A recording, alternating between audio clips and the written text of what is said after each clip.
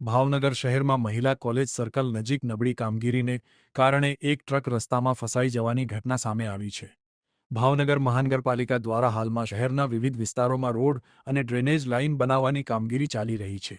મળતી માહિતી મુજબ થોડા સમય પહેલા જ બનાવવામાં આવેલા રોડને ડ્રેનેજ લાઇન નાખવાની કામગીરી માટે તોડી પાડવામાં આવ્યો હતો. જો કે કામગીરી પૂર્ણ થયા બાદ રસ્તાનું યોગ્ય રીતે પુરાણ અને સમતલીકરણ કરવામાં ન આવતા ખાડા જેવી સ્થિતિ સર્જાઈ હતી.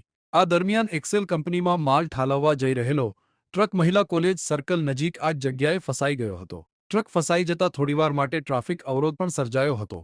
સ્થાનિક લોકોમાં તંત્રની કામગીરી અંગે અસંતોષ વ્યક્ત થયો છે. નાગરિકોનું કહેવું છે કે શહેરમાં અનેક વિસ્તારોમાં રોડ બનાવ્યા બાદ ફરી તોડી પાડવામાં આવે છે, પરંતુ યોગ્ય રીતે સમારકામ ન થતાં આવી સમસ્યાઓ વારંવાર ઊભી થાય છે.